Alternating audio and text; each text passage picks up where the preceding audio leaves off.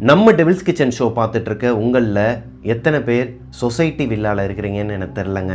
Society வில்லாங்கிறது நிறைய பேர் like அது சொசைட்டின்னு சொல்லுவாங்க.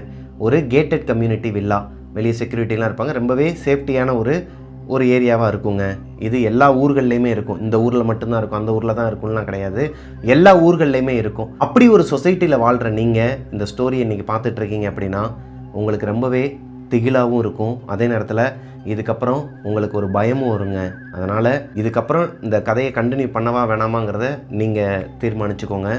அது உங்களோட விஷ்.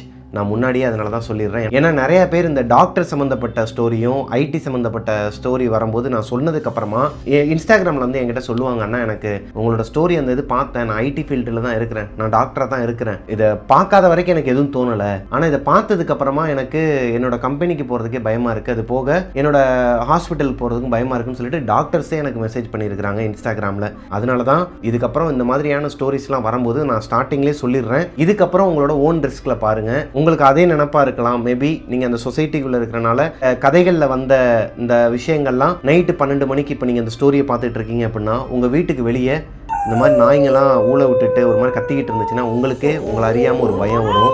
அதனால தான் நான் முன்னாடியே சொல்லிடுறேன் கோஸ்டீஸ். இன்றைக்கி நம்ம பார்க்க போகிறது ஒரு சொசைட்டியில், அதாவது ஒரு கேட்டட் கம்யூனிட்டி வில்லாக்குள்ளே நடந்த உண்மை சம்பவம் கோயம்புத்தூரில். கதைக்குள்ளே போகிறதுக்கு முன்னாடி சேனலை சப்ஸ்கிரைப் பண்ணாதவங்க சப்ஸ்கிரைப் பண்ணிடுங்க, பக்கத்தில் இருக்க பெல் ஐக்கானை தட்டி விட்டுருங்க. வாங்க ஸ்டோரிக்குள்ளே போகலாம். Welcome to our show devil's kitchen.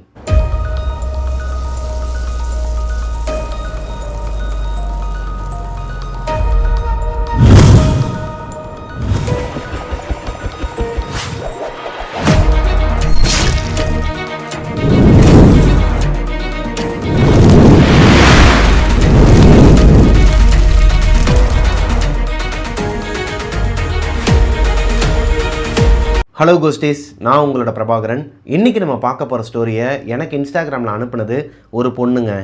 அவங்க டிஜேவாக இருக்கிறாங்க கோயம்புத்தூரில். இப்போ சென்னையில் தான் இருக்கிறாங்க. அவங்க கோயம்புத்தூரில் இருந்தது 2023 வரைக்குங்க. 2023 டிஜே மட்டும் பண்ணாமல் மாடலிங்குமே பண்ணிகிட்டு இருப்பாங்களாங்க. அவங்களோட கான்டாக்ட்ஸ் ரொம்ப பெருசு. அந்த கான்டாக்டில் 2 சிஸ்டர்ஸ், அதாவது 2 பேருமே ட்வின்ஸாங்க. அவங்களோட சொந்த ஊருன்னு பார்த்துக்கிட்டிங்கன்னா மதுரை. இந்த ட்வின் சிஸ்டர்ஸோட சொந்த ஊர்னா மதுரை. அந்த ட்வின் சிஸ்டர்ஸோட பேர் வாணி, தர்ஷாங்க. வாணியும் தர்ஷாவும் சேர்ந்து காஸ்மெட்டிக்ஸ் ப்ராடக்ட்ஸ் எல்லாமே அதாவது ஹோல்சேல்லேருந்து வாங்கிட்டு வந்து லோக்கலில் இருக்கிற ஷாப்ஸுக்கும் மெயினானவங்களுக்கும் டிஸ்ட்ரிபியூட் பண்ணுறது தான் அவங்களோட தொழிலாங்க. அப்படி இருக்கும் பட்சத்தில் மதுரையில் கொஞ்சம் அவங்க வீட்டில் ப்ராப்ளமாக இருக்குங்கிற காரணத்தினால 2 பேருமே சிஸ்டர்ஸ் 2 பேரும் கோயம்புத்தூருக்கு வராங்க. கோயம்புத்தூருக்கு வந்ததுக்கப்புறமா அவங்க கொஞ்ச நாளைக்கு சொந்தக்காரங்க வீட்டில் இருக்கிறாங்க. சொந்தக்காரங்க வீட்டுக்கு வந்ததுக்கப்புறமா ஒரு வாரம் போகுதுங்க. ஆஸ் யூஸ்வல் சொந்தக்காரங்க வீட்டுக்கு போனால் அவங்க எப்படி பிஹேவ் பண்ணுவாங்கங்கிறது நமக்கே தெரியும். இந்த ஸ்டோரி எனக்கு அனுப்புனாங்க இல்லையா, அந்த டிஜே பொண்ணுக்கிட்ட வந்து வாணியும் தர்ஷாவும் குழம்ப ஆரம்பிச்சிருக்கிறாங்க. எனக்கு இமீடியட்டாக ஒரு ஹவுஸ் வேணும், நாங்கள் 2 பேர் மட்டும்தான் இருக்க போகிறோம், இந்த காஸ்மெட்டிக்ஸ் ப்ராடக்ட்ஸ் எல்லாமே ஹோல்சேலில் வாங்கி ஒரு ரூமை வந்து ஃபுல்லாகவே இந்த குடோன் மாதிரி தான் யூஸ் பண்ணுவோம், அதாவது சுத்தம் இல்லாமல் இருக்காது, ப்ராடக்ட்ஸை வைக்கிறதுக்கு ஒரு குடோன் மாதிரி யூஸ் பண்ணிப்போம், இது எல்லாத்துக்குமே சம்மதிக்கிற மாதிரி ஒரு நல்ல வில்லாவாக இண்டிவிஜுவல் வில்லாவாக கிடச்சா நல்லாயிருக்கும், ஒரு 15,000க்குள்ளே எதனா கிடைக்குமான்னு சொல்லி கேட்கும்போது கோயம்புத்தூரில் ஏர்போர்ட்டுக்கு பக்கத்துலேயே ஒரு வில்லா இருக்குமாங்க. ரோ ஹவுஸ் வில்லாவாம், எல்லா ஹவுஸுமே ஒரே மாதிரி இருக்குமா. அந்த வில்லாக்கும் அதுக்கு பக்கத்தில் இருக்கிற ஏரியாவுக்கும் ஒரு புரோக்கர் இருக்கிறாராங்க. அவர் தான் இந்த வீடு எல்லாமே முடிச்சு கொடுக்குறவராம் கோயம்புத்தூரில். அவர்கிட்ட இந்த டிஜே பொண்ணு அவங்களோட ஃப்ரெண்ட்ஸ் மூலிமா சொல்ல அவர் இவங்களுக்கு கால் பண்ணுறாங்கம்மா, இந்த மாதிரி ஒரு ரெக்யர்மெண்ட் கேட்டிருந்தீங்க, இங்கே ஒரு வீடு இருக்குது, நீங்கள் உங்களுக்கு ஓகேவான்னு வந்து பாருங்கள், எவ்வளோ சார் ரெண்ட்டு, எவ்வளோ அட்வான்ஸுன்னு சொல்லி கேட்கும்போது அதெல்லாம் பார்த்துக்கலாமா, நீங்கள் வந்து பாருங்கள். இல்லைண்ணே 2 பேருமே ட்வின் சிஸ்டர்ஸ் தான், அக்கா தங்கச்சிங்க தான், அவங்க 2 பேர் மட்டும்தான் தங்க போகிறாங்க, பார்த்து சொல்லுங்கள், நீங்கள் அதிகமாக சொன்னீங்கன்னா அவங்க வேணான்னு சொல்லிடுவாங்க, அதனால தான் இப்போயே நான் கேட்டுக்கிறேன், அப்புறம் வந்து பார்த்து தேவையில்லாத அலைச்சல் தான் அவங்களுக்கு, ஏன்னா அவங்களுக்கு இப்போ வீடு இமீடியட்டாக தேவைங்கும்போது அதெல்லாம் ஒன்றும் இல்லைம்மா, நீங்கள் வந்து பாருங்கள், உங்களுக்கு ஓகேனா நம்ம பார்த்து பண்ணிக்கலாம் அப்படிங்கிற மாதிரி மட்டும்தாங்க சொல்லியிருக்கிறாரு. இப்போ இந்த டிஜே பொண்ணு வாணியவும் தர்ஷாவையும் கூப்பிட்டுட்டு அந்த இடத்துக்கு போகிறாங்க. வாணி, தர்ஷா, இந்த டிஜே பொண்ணு 3 பேருமே அந்த புரோக்கர் சொன்ன இடத்துக்கு போயிடுறாங்க. அங்கே இருக்கிற செக்யூரிட்டி கிட்ட கேட்கறதுக்கு இவங்களுக்கு தயக்கமாக இருக்குங்கிற காரணத்தினால வெளியே இளநீ கடை ஒருத்தர் போட்டிருப்பாராம். பக்கத்துலேயே நிறைய கடைகள்லாம் இருக்குமா. அந்த கடைகளில் ஒரு கடையில் போயிட்டு ஒரு அக்கா இருந்துருக்குறாங்க. அவங்கக்கிட்ட கேட்குறாங்க, அக்கா இந்த கம்யூனிட்டி வில்லா எப்படிக்கா நல்லா இருக்குமான்னு சொல்லி கேட்கும்போது, எப்பா பெரிய இடம்ப்பா, உள்ள வாடகை எல்லாமே 40,000 50,000 சொல்லுவாங்கப்பா அப்படிங்கிற மாதிரி சொல்ல இவங்களுக்கு ஒரு மாதிரி தூக்கி போட்டிருக்குது. ஏன்பா உங்ககிட்ட நாங்கள் கேட்டதே 15,000 18,000 தான் கேட்டோம், நீ என்ன 40,000 கொண்டு வந்து விட்டுருக்குற, இது போக மெயின்டெனன்ஸ் சார்ஜ் வேறு கேட்பாங்களே வேணான்னு சொல்லிட்டு அங்கேருந்து கிளம்புறதுக்கு போகும்போது அந்த புரோக்கர் கால் பண்ணுறாரு. என்னம்மா வந்துட்டிங்களா, நான் உள்ளதாம்மா நிற்கிறேன்னு சொல்லிட்டு கூப்பிட்றாரு. இவங்களும் சரி இவ்வளோ தூரம் வந்துட்டோம், போய் சும்மா கடமைக்கேன்னு பார்த்துட்டு எங்களுக்கு பிடிக்கலன்னு சொல்லிட்டு வந்துடலான்னு சொல்லிட்டு உள்ளே போகிறாங்கங்க. ஆனால் உள்ளே போய் பார்த்ததுக்கப்புறமா இப்படி ஒரு வில்லாவை யாராலையும் வேணான்னு சொல்ல முடியாதாங்க. அந்த அளவுக்கு ஒரு மாதிரி கிராண்டாக ஃபுல்லாகவே ஃபர்னிஷ்டாக இருந்திருக்குது. இதை பார்த்ததுமே இந்த 2 பொண்ணுங்களுக்குமே பிடிச்சிக்குது. இருந்தாலும் இங்கே 40,000 50,000 சொல்லுவாங்கங்கிறது அவங்களுக்கே தெரியும். இப்போது அந்த புரோக்கர்கிட்ட எவ்வளோ ரெண்ட்டுன்னு கேட்குறதுக்கு முன்னாடியே, அதாவது இவங்க போய் கேட்குறதுக்கு முன்னாடியே அவர் கேட்குறாரு இவங்ககிட்ட, ஏமா உங்கள் 2 பேரால் எவ்வளோமா ரெண்ட்டு கொடுக்க முடியும், நான் அதுக்கேற்ற மாதிரி ஓனர்கிட்ட பேசுகிறேன்னு சொல்லும்போது இவங்க எப்படினாலும் இது அமைய போகிறது கிடையாது, சொல்லி விடுன்னு சொல்லிட்டு 18,000 ரெண்ட்டுக்கு பார்க்குறோம், ஒரு 40,000 அட்வான்ஸ் கொடுக்கலாம் அப்படிங்கிற மாதிரி சொல்ல, சரி ஓகேம்மா நான் ஓனர்கிட்ட பேசிவிட்டு நான் உங்களுக்கு கால் பண்ணுறேன்னு சொல்லிட்டு அங்கேருந்து அவர் அனுப்பி விட்டுறாருங்க. இவங்களுக்கு நல்லாவே தெரியும் ஓனர் ஓகே சொல்ல மாட்டார். இவருமே மூஞ்சில் அடித்த மாதிரி பேசாமல் ஓகே சமாளித்து தான் அனுப்பியிருக்கிறாருங்கிற பட்சத்தில் இவங்க அடுத்த வீடு பார்க்க ஆரம்பிச்சிட்டாங்க. அடுத்த வீடு பார்க்க ஆரம்பித்து அதில் ஒரு வீடை ஓகேவே பண்ணுற நிலைமைக்கு வரும்போது இவங்களுக்கு ஒரு கால் வருதுங்க புரோக்கர்கிட்டேருந்து. மா நான் பேசிட்டேன், ஓனர் ஓகேன்ட்டார், ஓனர் இங்கே இல்லை ஃபாரினில் இருக்கிறாரு, இந்த வில்லா என்னோட கண்ட்ரோலில் தான்மா இருக்குது, நான் தான் சொன்னேன் இந்த மாதிரி 2 பொண்ணுங்க தான் தங்க போகிறாங்க, அக்கா தங்கச்சிங்க தான், எல்லாத்தையுமே சொல்லி தான்மா கேட்டிருக்கிறேன், அவர் ஓகே சொல்லிட்டாரு. இவங்களுக்கு ஒரு மாதிரி தூக்கி போட்டிருக்குதுங்க. ஒரு பக்கம் ஹாப்பி, இன்னொரு பக்கம் சந்தேகம், என்னடா அது கேட்ட உடனே கொடுத்துட்டாங்க, ஒருவேளை இவங்க 15,000 கேட்டிருந்தாங்கன்னா அவர் 15,000 கூட கொடுத்துருக்கிறதுக்கு வாய்ப்பு இருக்குதாங்க. இப்போது இது எல்லாத்தையுமே யோசிக்காமல் வேறு ஒரு வீடு இவங்க பார்த்தாங்கன்னு சொன்னேன் இல்லையா, அது 2nd ஃப்ளோரில் இருக்குது, லிஃப்ட்டு கிடையாது. அது போக அங்கே இருக்கிறவங்க எல்லாருமே ஃபேமிலி, எல்லாருமே ஒரு மாதிரி இவங்களை அந்த வீடு பார்க்க போகும்போதே ஒரு மாதிரி பார்க்குறது, என்ன தனியாக தங்க போகிறீங்க, ஏன் கல்யாணம் ஆகலையா அப்படிங்கிற மாதிரிலாம் கேள்வி கேட்க ஆரம்பிச்சோன்னையும் இவங்களுக்கு இதுதான் சரின்னு படுதுங்க. இந்த வில்லாவை ஏன் விடணும், மேபி நம்ம லக்கில் கூட அமைஞ்சிருக்கலாம் இல்லையா, வர லக்கை ஏன் விடணும்னு சொல்லிட்டு அக்காவும் தங்கச்சியும் சேர்ந்து முடிவெடுத்து 40,000 அட்வான்ஸும் கொடுத்துட்றாங்க. ஒரே நாளில் அந்த வீட்டுக்கு ஷிஃப்ட்டும் ஆயிடுறாங்க. ஏன்னா இவங்களுக்கு அவ்வளோ திங்ஸ்லாம் கிடையாது, இனிமேல் தான் வாங்க போகிறாங்கங்கிற பட்சத்தில் ஒரே நாளில் அந்த வீட்டுக்கு வந்துடுறாங்க. இந்த வீட்டுக்கு வந்ததுக்கப்புறமா வாணியும் தர்ஷாவும் இந்த டிஜே பொண்ணு வீட்டுக்கு போவாங்களாம். அடிக்கடி அவங்க வீட்டில் தான் இருப்பாங்களாம். மோஸ்ட்லி இந்த பொண்ணுங்களுக்கு நைட்டில் தான் வேலை இருக்குமா, அதாவது ஒரு 7 மணிக்கு ஆரம்பித்து 12 மணிக்குள்ளே வேலை முடிஞ்சிருமா. 12 மணிலேருந்து ஒரு 3 மணி வரைக்கும் சில் பண்ணுவாங்களாம், ஜாலியாக ஊரை சுற்றிக்கிட்டு வெளியே போய் வாங்கி சாப்பிட்டுக்கிட்டு. இந்த டிஜே பொண்ணு இருக்கிறாங்க இல்லையா, அவங்க மாடலிங் பண்ணுவாங்கன்னு சொன்னாங்க இல்லையா, அவங்க கூட அவங்க மாடல் பண்ணுற இடத்துக்கு போவாங்களாம். அங்கே எக்ஸ்ப்ளோர் பண்ணி கொஞ்சம் ஜாலியாக ஃபன்னாக போயிட்டுருக்குமாங்க. அப்படி இருக்கும் பட்சத்தில் இந்த வீட்டுக்கு வந்ததுக்கப்புறமா ஒரு 3 நாள் கழித்து நைட்டு கரெக்டாக ஷார்ப் டைம் 12:10 ஆகுது. தர்ஷாவும் வாணியும் எப்பவும் போல் அந்த காஸ்மெட்டிக்ஸ் ப்ராடக்ட்ஸ் எல்லாத்தையும் பேக் பண்ணிகிட்டு இருந்திருக்கிறாங்க. பேக் பண்ணிகிட்டு இருக்கும்போது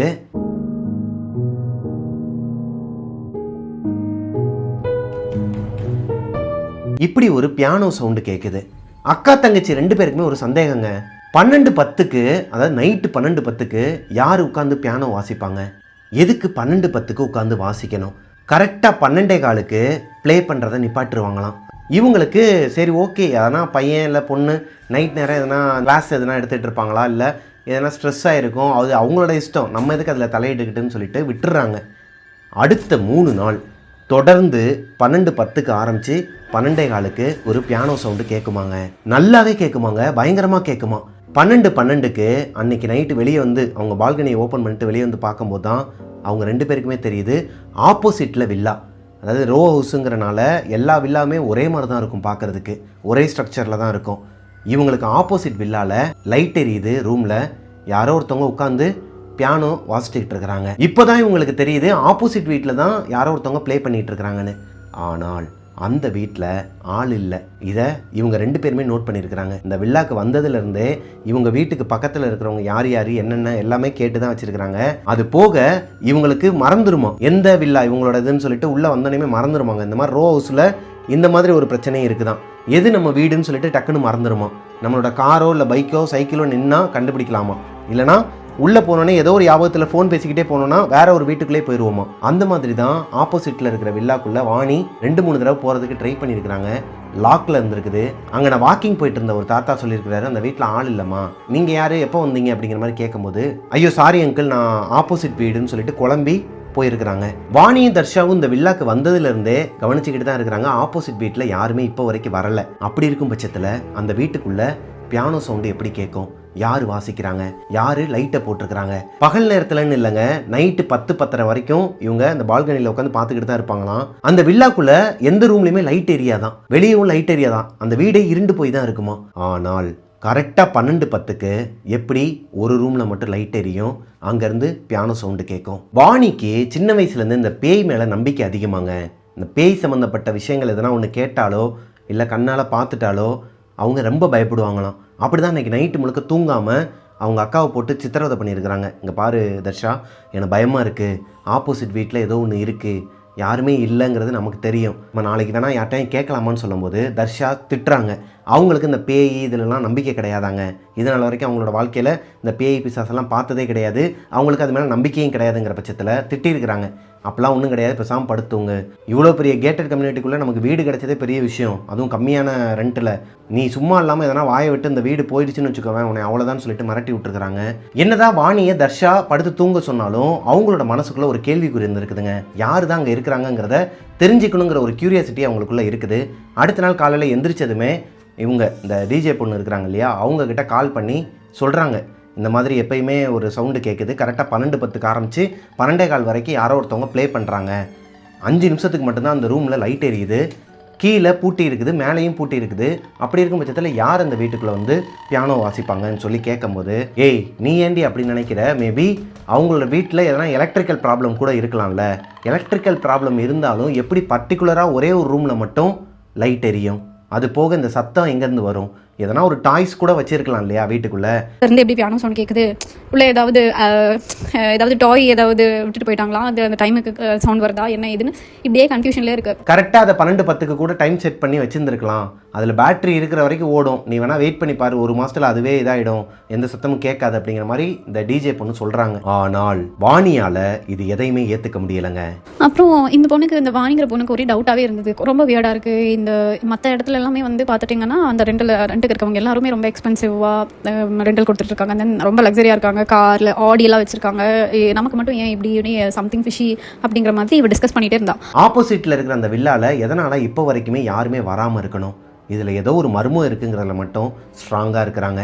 ஒரு நாள் காலையில் ஒரு அம்மா ஒருத்தவங்க பூவெலாம் கொண்டு வருவாங்களாங்க. ஒரு மணி நேரத்துலேருந்து 1.5 மணி நேரம் வரைக்கும் அந்த ஆப்போசிட் வில்லா இருக்கு இல்லையா, பூட்டி போட்டு கிடக்கு இல்லையா, அந்த பியானோ சத்தம் கேட்குதே, அந்த வில்லாக்கு வெளியே ஒரு ஓரமாக உட்காந்து தான் சேல் பண்ணுவாங்களாம் பூக்கள்லாம். மார்னிங் டைம்லேயும் ஈவினிங் டைம்லேயும் ஒரு மணி நேரம் மட்டும் வந்துட்டு போவாங்களாம். அந்த அம்மா கிட்ட போயிட்டு கேட்குறாங்க, அம்மா வணக்கம்மா, நான் ஆப்போசிட் வீட்டில் தான் இருக்கிறோம், நானும் என்னோட அக்காவும் தான் வந்திருக்கிறோம், இந்த மாதிரி நாங்கள் மதுரையிலேருந்து வந்திருக்கிறோம், எங்களுக்கு கம்மியான ரெண்ட்டுக்கு இந்த வில்லாவை கொடுத்தாங்க, அது ஏங்கிறதே எங்களுக்கு தெரில, மேபி எங்களுக்காக கூட கொடுத்துருக்கலான்னு வச்சுக்கோங்களேன். இப்போ என்னோடய கேள்வி என்னென்னு பார்த்தீங்கன்னா, ஆப்போசிட் வீட்டில் நைட்டு 12:10லேருந்து 12:15 வரைக்கும் ஒரு பியானோ சவுண்டு கேட்குதுமா, அது யாருன்னே தெரில, இந்த வீட்லேயும் யாருமே இல்லை, நீங்கள் ரொம்ப வருஷமாக இங்கே தானே பூ வைக்கிறீங்கன்னு சொன்னீங்க, உங்களுக்கு எதனா தெரியுமான்னு சொல்லிட்டு கேட்கும்போது அந்த அம்மாவோட மொழியே மாறி இருக்குதுங்க. சிரித்த முகமாக வாணிக்கிட்ட பேசிகிட்டு இருந்த அந்த பூக்காரம்மா இந்த விஷயத்தை கேட்டதுமே ஒரு மாதிரி முகம்லாம் வேர்த்து கொட்டி, எனக்கெல்லாம் எதுவுமே தெரியாது, நீங்கள் யார் மூலயமா வந்தீங்க, இங்கே அவர்கிட்ட கேளுங்க, எனக்கெல்லாம் எதுவுமே தெரியாதுன்னு சொல்லிட்டு ஒரு படப்படன்னு பேசியிருக்கிறாங்க. அன்னைக்கு நைட்டு, அதாவது இந்த பூக்கார அம்மாட்ட போயிட்டு கேட்டது மார்னிங் 10 o'clock, நைட்டு ஒரு 11லேருந்து 11:30 மணி இருக்குமாங்க. தர்ஷா அவங்களோட ஒர்க்கை பார்த்துட்டு இருக்கிறாங்க, ரூமில் உட்காந்து தான் பார்த்துட்டு இருக்கிறாங்க லேப்டாப்பில். வாணி பெட்டில் நல்லா படுத்து தூங்கிட்டு இருக்கிறாங்க. இப்போ இவங்களோட பெட்ரூமோட அமைப்பு எப்படி இருக்குன்னா, காட் இருக்குன்னு வச்சுக்கோங்களேன், ஆப்போசிட்டில் இந்த ஒர்க் பண்ணுறதுக்கு பிளேஸ் இருக்குமா, அந்த பிளேஸில் உட்காந்து ஒர்க் பண்ணிகிட்டு இருந்தாங்கன்னா பின்னாடி பார்க்க முடியாது, திரும்பி தான் பார்க்கணும். வாணிக்கு திடீர்னு அவங்க பக்கத்தில் ஏதோ ஒரு பேட் ஸ்மெல் வந்துருக்குதுங்க. இந்த இறந்து போனவங்க மேலெலாம் ஒரு ஸ்மெல் வரும், பார்த்துருக்கீங்களா? இறந்து போனவங்களோட வீட்டுக்கு போனீங்கன்னா மேபி இந்த ஊதுபத்தி இதெல்லாம் வச்சு கவர் பண்ணிடுவாங்கன்னு வச்சுக்கோங்களேன். பொதுவாகவே இறந்து போன பாடியிலேருந்து ஸ்மெல் வர ஆரம்பிக்கும் ஒரு கட்டத்துக்கு மேலே. அந்த ஸ்மெல்லை வந்து டாலரேட் பண்ண முடியாது. நிறைய படங்களில் கூட பார்த்துருப்பீங்க, கர்ச்சீஃப் வச்சு அப்படியே ஒரு மாதிரி மூடிப்பாங்க இந்த புணங்கள்லாம் தோண்டி எடுக்கும்போது. அந்த மாதிரி குடலை புரட்டிட்டு வர அளவுக்கு ஒரு பேட் ஸ்மெல் வருது. எந்த அளவுக்கு அது பேட் ஸ்மெல்லாக இருந்திருக்குன்னா, இவங்க ஆழ்ந்த தூக்கத்தில் இருக்கும்போது அந்த ஸ்மெல்லு போயிட்டு ஒரு மாதிரி டிஸ்டர்ப் ஆகி எந்திரிச்சிருக்கிறாங்க. கண்ணு முழிச்சு பார்க்கும்போது ஒரு உருவம், ஒரு பொண்ணோட உருவம் ஒரு மாதிரி எரிஞ்சு போய் உடம்பெல்லாம் ஒரு மாதிரி ரத்தமாக இருக்குதாங்க. கண்ணுலாம் ஒரு மாதிரி பிதுங்கி போய் பார்க்குறதுக்கு கொடூரமான ஒரு உருவமாங்க.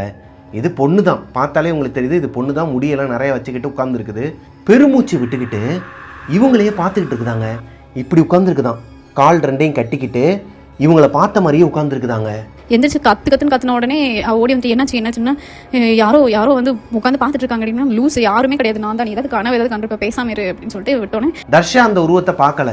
ஆனால் வாணி சொல்கிறாங்க, இந்த மாதிரி நடந்ததெல்லாம் யாரோ ஒரு பொண்ணு என் முன்னாடி உட்காந்துருந்தாடி, எனக்கு ரொம்ப பயமாக இருக்குது, அந்த வீட்டில் ஏதோ ஒரு அமானுஷம் நடந்திருக்குது, அந்த வீட்டை தேடி இன்றைக்கி நான் போனேன், உன் பேச்சை கேட்காம இந்த டிஜே பொண்ணோட பேரையும் கேட்காம நான் பாட்டுக்கு நேராக போயிட்டு ஒரு பாட்டிக்கிட்ட கேட்டேன், வெளியே வருவாங்கள்ல பூக்கார பாட்டி, அவங்கக்கிட்ட இந்த வீட்டை பற்றி விசாரித்தேன், அப்போவே எனக்கு ஒரு மாதிரி நெகட்டிவாக ஃபீல் ஆச்சு.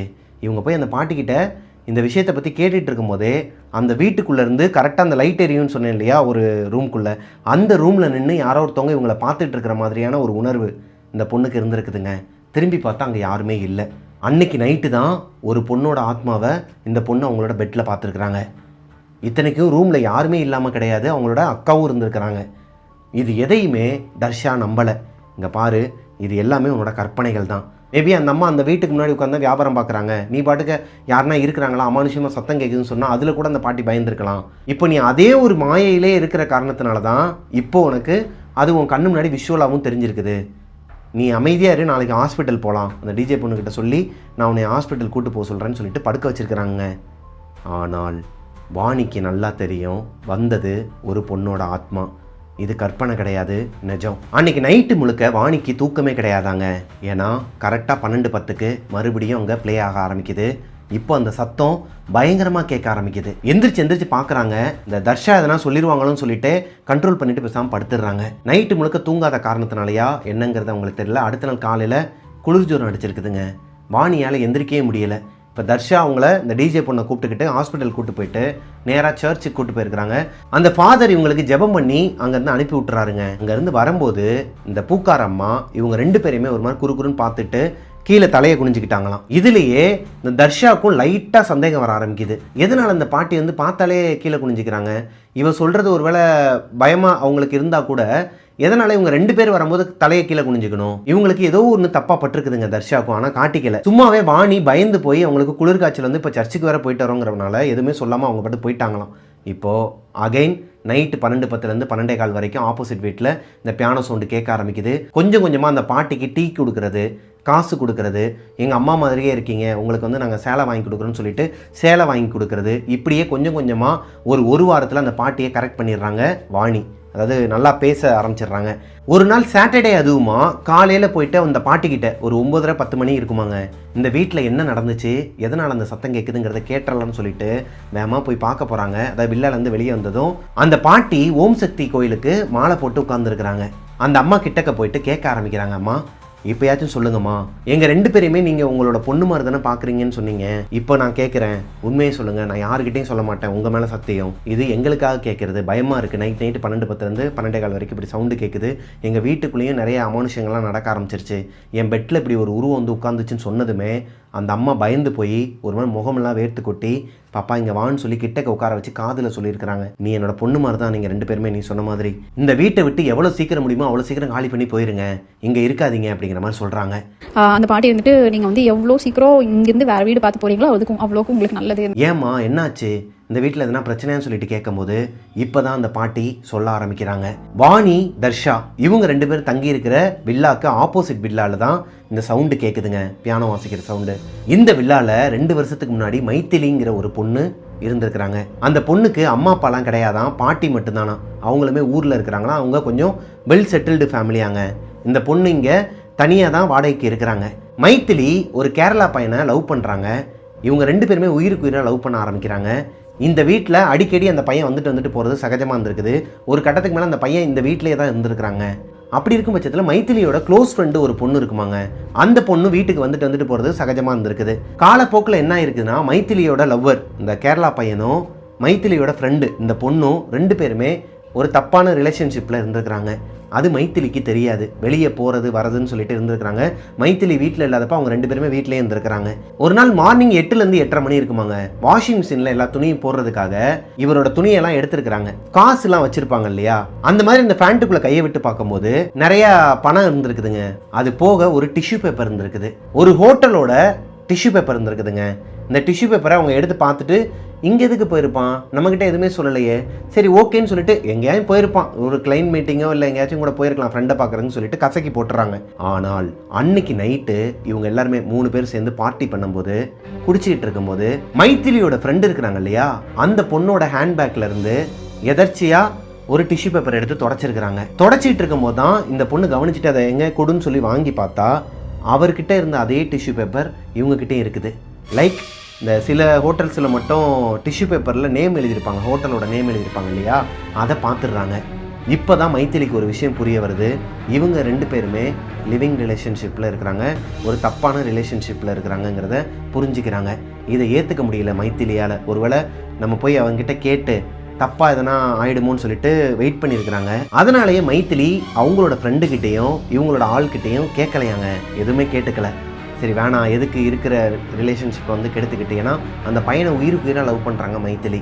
இன்னொரு நாள் மைத்திலியோட ஃப்ரெண்டு இருக்கிறாங்க இல்லையா, அவங்களோட வெளியே போயிருக்கிறாங்க ஷாப்பிங்காக. போகும்போது ஷாப்பிங் போன இடத்துல ட்ரெஸ் சேஞ்ச் பண்ணுறதுக்காக மைத்திலியோட ஃப்ரெண்டு உள்ளே போயிருக்கிறாங்க. அவங்களோட பர்ஸ் வந்து இவங்க கிட்ட தான் இருந்திருக்குது. யதார்த்தமாக என்ன வச்சிருக்கிறான் பார்ப்போம்னு சொல்லிட்டு ஓப்பன் பண்ணி பார்த்தா ஆதார் கார்டு இருந்திருக்குதுங்க. இந்த இவங்க லவ் பண்ணிட்டு இருக்கிற அந்த கேரளா பையனோட ஆதார் கார்டு அவங்க ஃப்ரெண்டோட பர்ஸுக்குள்ளே இருந்திருக்குது. இதை பார்த்ததுமே மைத்திலியால் ஏற்றுக்க முடியலைங்க. கொஞ்சம் கொஞ்சமாக டவுட் இன்க்ரீஸ் ஆகிக்கிட்டே இருக்குது. ஒரு கட்டத்துக்கு மேலே அந்த பொண்ணும் அந்த பையனும் தப்பான ரிலேஷன்ஷிப்பில் இருந்தனால அந்த பொண்ணு ப்ரெக்னென்ட் ஆயிடுறாங்க. அந்த பொண்ணை கூட்டு போயிட்டு ஹாஸ்பிட்டல் அபார்ட் பண்ணும்போது மைத்திலி கண்டுபிடிச்சிடுறாங்க. நேராகவே கேட்குறாங்க அந்த பையன்கிட்ட, எதனால் இப்படி பண்ண, நீ தான் என் உலகம்னு சொல்லிட்டு நான் வாழ்ந்துக்கிட்டு இருக்கிறேன், இப்போ நீ இப்படி பண்ணுவேன்னு சொல்லிட்டு நான் எதிர்பார்க்கவே இல்லைன்னு சொல்லிட்டு அழுகும்போது அந்த பையன் ஒரே வார்த்தையில் சொல்லிட்டானாங்க, இங்கே பாரு நான் இப்படி தான் இருப்பேன், எங்கள் வீட்டில் போயிட்டு நான் என்ன சொன்னாலும் உன்னை வந்து கல்யாணம் பண்ணிக்க சம்மதிக்க மாட்டாங்க, எங்களுக்கு நாங்கள் அந்த பக்கம் தான் பார்ப்போம், இங்கேருந்து எங்கள் வீட்டிலேருந்து ஏற்றுக்க மாட்டாங்க அப்படி இப்படின்னு சொல்லி அந்த பொண்ணை ஏமாற்றிட்டானாங்க அந்த பையன். பார்த்து இந்த பொண்ணு எதுவுமே அந்த பையன்கிட்ட கேட்டிருக்கா, இந்த மாதிரி நீ ஏன் இப்படி பண்ண அப்படின்னதுக்கு, இங்கே பாரு என் இஷ்டம், நான் என்ன பண்ணுவேன், சும்மா நீ சீரியஸாக லவ் பண்ணிட்டு ரொம்ப சீன்லாம் போட்டுட்ருக்க வேணாம், என் வீட்டில் வந்துட்டு எங்கள் ஆளுங்களை தான், அதாவது நான் மலையாளிஸ் தான் கல்யாணம் பண்ணிக்கிறதுக்கு ஒத்துக்குவாங்க, உன்னை தமிழ் பொண்ணுங்களெல்லாம் ஒத்துக்க மாட்டாங்க, சும்மா நம்ம இருந்தமா லவ் பண்ணமா அவ்வளோதான், ஊருக்கு படிப்பு முடிச்சோடனே ஊருக்கு போயிட்டு அவங்க வேலையை பார்க்கலாம் அப்படின்னு சொல்லி அந்த பொண்ணுக்கு அட்வைஸ் பண்ண. உயிருக்கு உயிராக லவ் பண்ண பையனும் தனக்கு துரோகம் பண்ணிட்டான், கூடயே இருந்த ஃப்ரெண்டும் துரோகம் பண்ணிட்டாங்கிறத மைத்திலியால் ஏற்றுக்க முடியலைங்க. இந்த பையனை இதுக்கப்புறம் வீட்டுக்கு வராதனும் சொல்ல முடியலை. இவ்வளோ சம்பவங்கள் நடந்ததுக்கப்புறமாவும் வீட்டுக்கு வந்துட்டு போவானாங்க இந்த பையன். மைத்திலி நல்லாவே பியானோ ப்ளே பண்ணுவாங்களாங்க. அன்னைக்கு ஒரு நாள் நைட்டு ஸ்லோ பாய்சன் எடுத்துக்கிறாங்க. ஸ்லோ பாய்சனை எடுத்துக்கிட்டு நைட்டு ஃபுல்லாகவே உட்காந்து பியானோ ப்ளே பண்ணியிருக்கிறாங்க. கரெக்டாக 12:10 12:15 அந்த பொண்ணு இறந்தும் போயிட்டாங்க. ஆனால் அந்த பொண்ணு இறந்ததுக்கப்புறமாவும் அந்த வீட்டுக்குள்ளே பியானோ வாசிக்கிற சத்தம் வெளியே கேட்டுக்கிட்டே இருக்குமா. கரெக்டாக 12:10 12:15 வரைக்கும் வெளியே கேட்டுக்கிட்டே இருக்குமா. 2 நாள், அதாவது அந்த பொண்ணு இறந்து 2 நாளுக்கு அப்புறமா தான் வெளியே இருக்கிறவங்களுக்குலாம் ஒரு டவுட் வருது, என்னடா அது வீடு வெளியே பூட்டி இல்லை உள்ளே தான் பூட்டி இருக்குது, இந்த பொண்ணு வெளியே வந்த மாதிரியே யாரும் பார்க்கல, ஒரு மாதிரி ஸ்மெல்லும் பயங்கரமாக அடிக்க ஆரம்பிக்குது, இந்த ஏரியா ஃபுல்லாகவே ஒரு மாதிரி எலிசத்து வாட வர ஆரம்பிக்குது. என்ன ஆச்சு, இந்த வீட்டுக்குள்ளே அந்த பொண்ணு இருக்குதா இல்லையா, இல்லை எதனா பிரச்சனையான்னு சொல்லிட்டு ரொம்ப நேரமாக கதவை தட்டியிருக்கிறாங்க, அந்த பொண்ணு திறக்கவே இல்லை. வந்தோடனே இவங்க என்ன ரொம்ப ஸ்மெல் அடிக்குதுன்னு சொல்லிட்டு ஆப்போசிட்டில் இருக்கவங்க எல்லாருமே கம்ப்ளைண்ட் பண்ணப்போ இவங்க என்ன பண்ணியிருக்காங்க, அந்த ஏசி ஃபிட் பண்ணுவாங்கல்ல அந்த இதில் அது வழியாக பார்த்துருக்காங்க. ஆமாம், இந்த பொண்ணு வந்து ஆக்சுவலி அப்படியே அந்த பியானோ மேலேயே அப்படியே பிளட் வாமிட் எடுத்த மினிக்கே அப்படியே இறந்து கிடந்திருக்கு. ஒரு மாதிரி கொடூரமாக இருந்திருக்குதுங்க பார்க்குறதுக்கு. இந்த பொண்ணு இறந்ததுக்கப்புறமா அந்த ஏரியாவில் இருக்கிறவங்க எல்லாருமே போலீஸில் கம்ப்ளைண்ட் கொடுத்து இது ஒரு பெரிய கேஸாகவே ஆயிருக்குதுங்க. ஆனால் ஆப்போசிட்டில் இருக்கிற அந்த பையன் இருக்கிறான் இல்லையா, அந்த கேரளா பையன் வந்து கொஞ்சம் பெரிய இடமா, அதனால் அந்த பையன் பக்கம் கேஸ் எதுவுமே திரும்பலையாம், அது அப்படியே மூடி மறைச்சிட்டாங்களாங்க. பெரிய இடம் அப்படின்றனால, கேரளாவில் கொஞ்சம் பெரிய இடம்ன்றனால அவங்க கொஞ்சம் காசெல்லாம் கொடுத்துட்டு கேஸ்லாம் பெருசாகாமல், அந்த பொண்ணுக்கும் யாரும் கிடையாதுல்ல, ஆனால் அந்த பொண்ணு பாட்டி மட்டும் தானே அப்படிங்கிற மாதிரி அவங்க என்ன பண்ணிட்டாங்க, பொண்ணு வந்து சூசைட் பண்ணிக்கிச்சு டிப்ரெஷன்லன்னு சொல்லி வீட்டில் சொல்லியிருக்காங்க, அந்த பெண்ணோட ஃபேமிலிட்ட சொல்லிட்டாங்க. இப்போது இந்த வீட்டுக்கு ஆப்போசிட்டில் வேற ஒருத்தவங்க வாடகைக்கு வந்திருக்கிறாங்க. லைக் இப்போ வாணியும் தர்ஷாவும் தங்கியிருக்கிறாங்க இல்லையா, இந்த வில்லால ஓனர் இல்லை, உண்மையாகவே அவர் ஃபாரினில் தான் இருக்கிறாரு, வேற ஒருத்தவங்களுக்கு வாடகைக்கு கொடுத்துருக்குறாங்க. வாணி தர்ஷாவுக்கு முன்னாடி அந்த வீட்டில் வாடகைக்கு இருந்தாங்க இல்லையா, அவங்களுக்குமே நைட்டு 12:10 இந்த சத்தம் கேட்குமாங்க. அந்த வீட்டில் வாடகைக்கு இருந்தாங்க இல்லையா, அதில் ஒரு பையன் நைட்டு இந்த பியானோ சவுண்டு கேட்கும்போது கரெக்டாக பால்கனியில் வந்துட்டு உட்காந்து புகைப்பிடிக்க வந்திருக்கிறாருங்க. வெளியே வந்து உட்காரும்போது ஆப்போசிட் ரூமில் யாரோ ஒருத்தவங்க நடமாடுற மாதிரியான ஒரு உருவத்தை பார்த்துருக்கிறாரு. இந்த வீட்டில் தான் யாருமே இல்லையே, யார் உள்ள நேரத்தில் நடமாடிட்டு இருக்கிறா, அதுவும் பியானோ வாசிச்சுட்டு இருக்கிறான்னு சொல்லிட்டு அவருக்கு டவுட் வந்துருக்குது. எந்திரிச்சு போயிட்டு கீழே பார்க்குறேன்ட்டு போனவர் மயக்கம் போட்டு கிடந்திருக்கிறாருங்க அந்த வீட்டு வாசலுக்கு முன்னாடி. அவரை கூப்பிட்டு போயிட்டு ஹாஸ்பிட்டல் அட்மிட் பண்ணவங்க ஒன்றுமே சொல்லாமல் அடுத்து ஒரு வாரத்தில் அந்த பையனும் இந்த வீட்டுக்கு வரல. அந்த பையனை அவங்களோட சொந்த ஊருக்கே கூட்டு போயிருக்கிறாங்க. இந்த வீட்டில் இருக்கிற அவங்களோட அக்கா மாமா இவங்க 2 பேருமே ஒன்றுமே சொல்லாமல் இந்த வீடை காலி பண்ணிட்டு போயிருக்கிறாங்க. இப்போ வாணிக்கிட்ட நடந்தது எல்லாத்தையுமே இந்த அம்மா சொல்ல வாணிக்கு ஒரு மாதிரி கை கால்லாம் உதட்டம் கொடுக்க ஆரம்பிக்குதுங்க. ஏன்னா இந்த அம்மாட்ட கேட்கறதுக்கு முன்னாடியே முந்தின நாள் நைட்டு இப்போ இந்த அம்மா சொன்னாங்க இல்லையா, வாணியோட வீட்டில் இதுக்கு முன்னாடி இருந்த பையன் நைட்டு போயிட்டு அந்த வீட்டில் பார்க்க போனப்போ தான் மயக்கம் போட்டு விழுந்து கிடந்தான்னு. அதே மாதிரி வாணியும் முந்தின நாள் நைட்டு, அதாவது இந்த அம்மாட்ட காலையில் கேட்க வராங்கன்னா 10 மணிக்கு, முந்தின நாள் நைட்டு தர்ஷாக்கு தெரியாமல், தர்ஷா நல்லா தூங்கிட்டு இருந்திருக்கிறாங்க, தர்ஷாக்கு தெரியாமல் இந்த வீட்டுக்குள்ளே என்னதான் இருக்குன்னு சொல்லிட்டு பார்க்கறதுக்காக வந்திருக்கிறாங்க.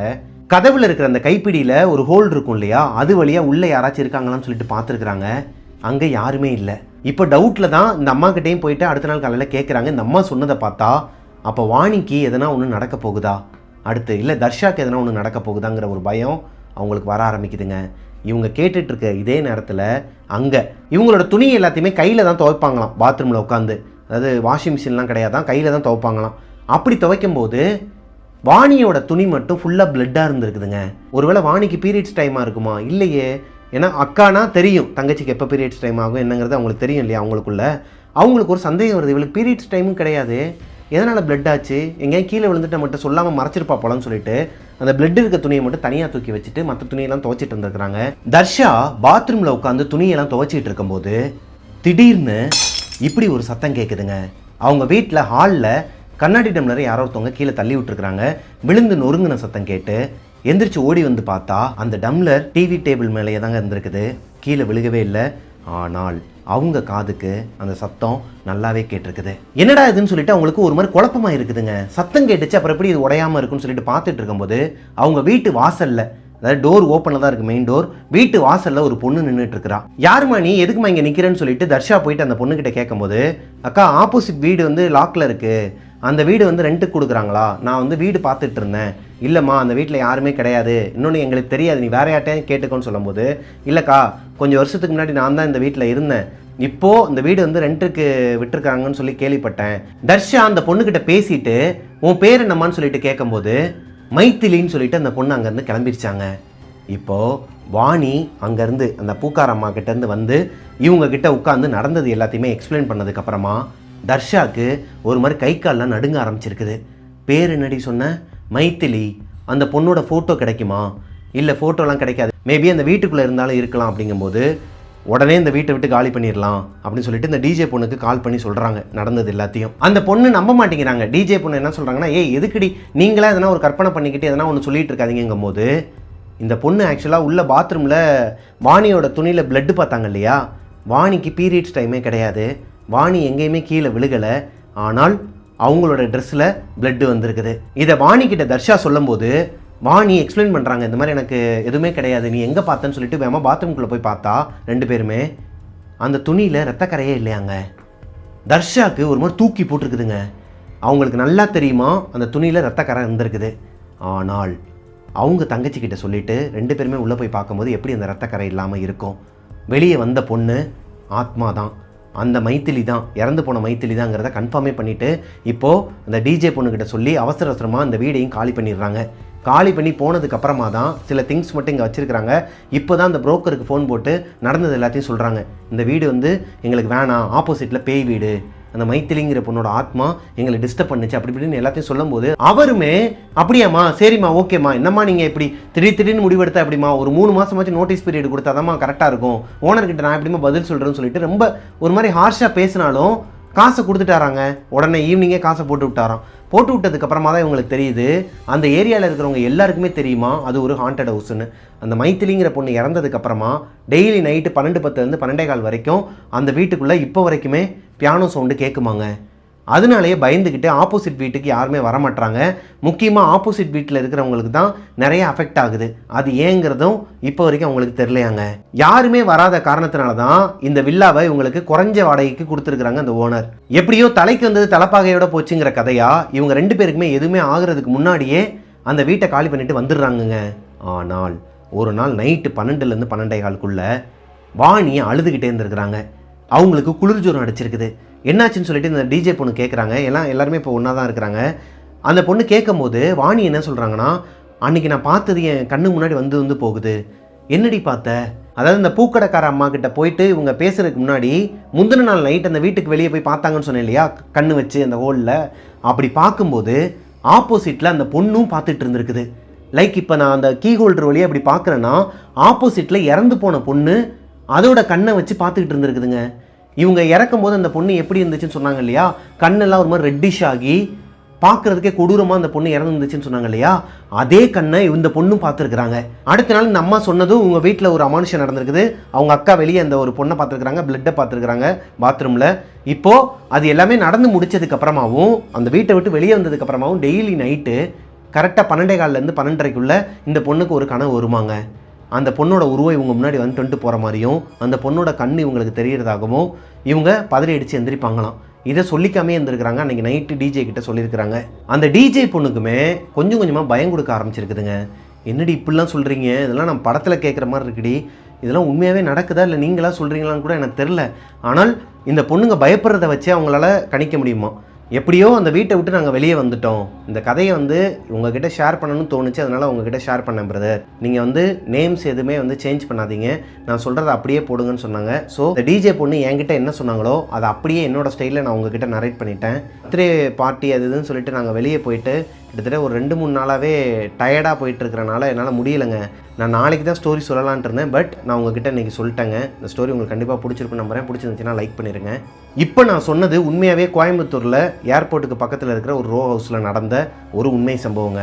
செம்ம டயர்டுங்க, அதோடு சேர்த்து கொஞ்சம் கோல்டும் வந்துருச்சு. நம்ம போகிற இடத்துல அந்த ஸ்விம்மிங் பூலில் சும்மாவும் இருக்க மாட்டோம்.